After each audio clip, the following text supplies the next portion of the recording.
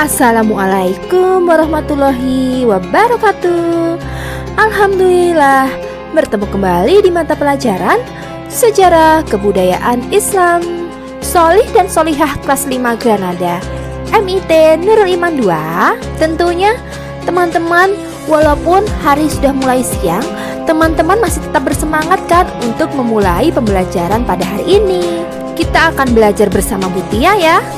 Dan hari ini kita akan belajar tentang apa? Ya, hari ini kita akan belajar di pelajaran baru, yaitu di pelajaran ke-8 yang berjudul Khalifah Umar bin Khattab. Baiklah, sudah siap semuanya kan? Yuk kita buka pembelajaran hari ini dengan bersama membaca basmalah. Bismillahirrahmanirrahim. Baiklah anandaku, silahkan disaksikan videonya sampai selesai ya. Selamat menyaksikan dan selamat belajar. Baiklah teman-teman, jika kita kemarin sudah mempelajari tentang khalifah pertama, yaitu Khalifah Abu Bakar As-Siddiq, maka di pelajaran ke-8 hari ini kita akan melanjutkan pembahasan di khalifah kedua, yaitu Khalifah Umar bin Khattab. Materi mengenai Khalifah Umar bin Khattab ini akan Bu Tia menjadi 2 kali pembahasan ya. Pada pembahasan minggu ini, kita akan membahas tentang kehidupan Umar bin Khattab sejak kelahirannya, proses masuk Islamnya, hingga menjadi sahabat Rasulullah Shallallahu Alaihi Wasallam yang sangat gigih membela Islam.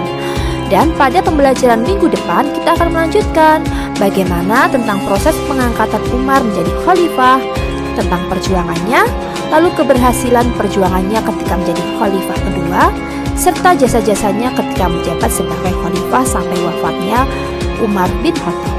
Teman-teman semua pastinya sudah sering ya mendengar tentang kisah dari sahabat Nabi, yaitu Umar bin Khattab, yang sangat terkenal dengan keberaniannya. Baiklah, yang pertama kita akan membahas tentang silsilah dari Umar bin Khattab. Umar bin Khattab adalah putra dari Khattab bin Nufail bin Abdul Uzza al-Quraisy dari suku Bani Adi, yaitu suku yang dipandang mulia dan berkedudukan tinggi di dalam suku Quraisy. Ibunda Umar bin Khattab adalah Hattamah binti Hashim ibnu Abdil Mughirah bin Abdillah. Nah teman-teman, Umar bin Khattab berasal dari suku Adi. Nah, dari suku Adi ini banyak terlahir pahlawan Islam terkenal dan juga menjadi sahabat-sahabat Rasulullah yang terkemuka. Jika dilihat dari garis keturunan Umar bin Khattab dengan Rasulullah, mereka bertemu pada Ka'ab bin Luwai, yaitu pada kakek ke-7, sementara dari ibunya bertemu pada kakek ke-6. Jadi teman-teman, Umar bin Khattab dengan Rasulullah masih satu keturunan dan satu suku besar, yaitu adalah suku Quraisy. Baiklah, selanjutnya kita akan mempelajari tentang kepribadian dari Khalifah Umar bin Khattab ya. Umar bin Khattab adalah salah seorang sahabat Nabi Muhammad SAW yang pada awalnya membenci Rasulullah. Namun, setelah Umar bin Khattab masuk Islam, Umar bin Khattab kemudian menjadi seorang sahabat yang sangat membela Rasulullah dan juga membela kaum muslimin. Panggilan Umar adalah Abu Hafs. Abu Hafs artinya adalah orang yang tegas dalam pendirian. Umar mendapatkan panggilan tersebut sewaktu Rasulullah melihat sifatnya yang sangat tegas. Selain itu, Umar bin Khattab juga mendapat julukan Al-Faruq. Al-Faruq artinya adalah orang yang mampu membedakan antara kebenaran dan juga kebatilan. Usia Umar bin Khattab dengan Rasulullah Muhammad terpaut kira-kira 13 tahun. Umar bin Khattab dan Rasulullah sama-sama dilahirkan di Mekkah. Kepribadian Umar bin Khattab terkenal sangat tegas dalam memutuskan sesuatu dan sangat berani dalam membela haknya. Teman-teman, pada masa jahiliyah sebelum Umar bin Khattab memeluk agama Islam, Umar bin Khattab sangat terkenal di kalangan suku Quraisy. Umar merupakan orang yang sangat menentang ajaran Islam dan sangat memusuhi kaum muslimin. Bahkan Umar tidak segan-segan menyiksa orang dari Bani Adi yang ketahuan memeluk agama Islam, bahkan jika itu adalah saudaranya sendiri atau budak. Di kalangan suku Quraisy, Umar sering diutus oleh sukunya dalam berbagai peristiwa di antara mereka dan sering menjadi penengah dalam mendamaikan perang di antara suku-suku Arab pada masa itu. Demikian juga sikapnya yang tegas tetapi berbudi luhur, sangat kuat dalam menjaga harga diri, dan terkenal sebagai seorang pemuda pemberani yang gagah perkasa. Sehingga ia menjadi orang yang sangat disegani dan juga dihormati. Oleh karena itulah teman-teman, ketika umat Islam masih lemah, Rasulullah berdoa agar Allah memperkuat kaum muslimin dengan salah satu dari dua Umar yang dimiliki oleh kaum Quraisy, yaitu Ammar bin Hashim atau Umar bin Khattab. Ammar bin Hashim adalah nama asli dari Abu Jahal yang sangat membenci juga Rasulullah.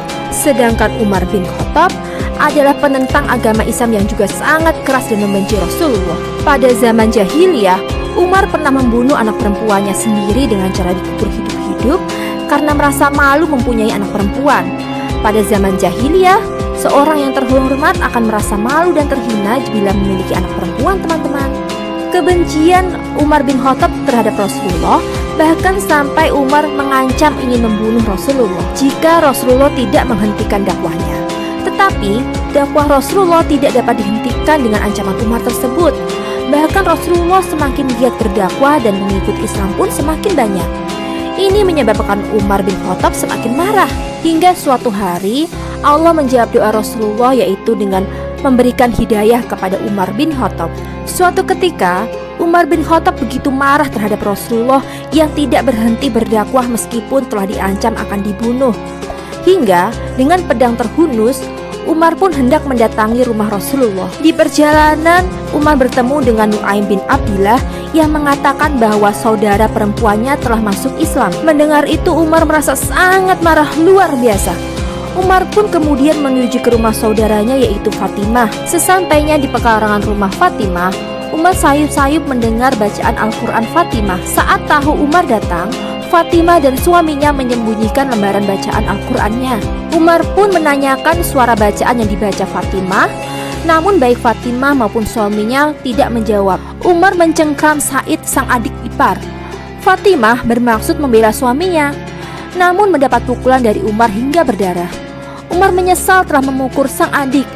Dengan suara yang tidak lagi meninggi, ia meminta agar Fatimah dan adik iparnya menunjukkan lembaran yang baru saja mereka baca. Said dan Fatimah pun lalu menyerahkan lembaran surat Toha yang baru saja mereka baca. Dan Umar berkata, "Sungguh indah kata-kata ini, sungguh mulia kata-kata ini," kata Umar setelah membaca lembaran surat Toha tersebut. Umar pun segera bergegas menuju tempat Rasulullah dan para sahabat yang saat itu sedang berkumpul. Di depan Nabi Muhammad dan para sahabat, Umar pun menyatakan diri untuk masuk Islam. Gema takbir berkumandang sesaat setelah Umar menyatakan masuk Islam.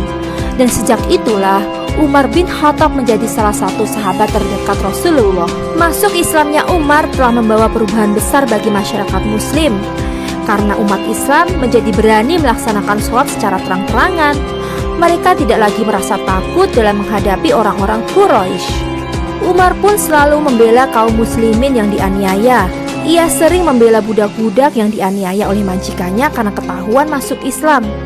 Nah teman-teman, sejak inilah Umar diberi gelar Al-Faruq, yakni orang yang telah memisahkan yang hak dan yang batil. Sesudah Umar masuk Islam, Umar menjadi sahabat Rasulullah yang begitu setia dan menjadi penolong yang sangat berjasa. Seluruh hidupnya dicurahkan untuk membela Rasulullah dan juga Islam.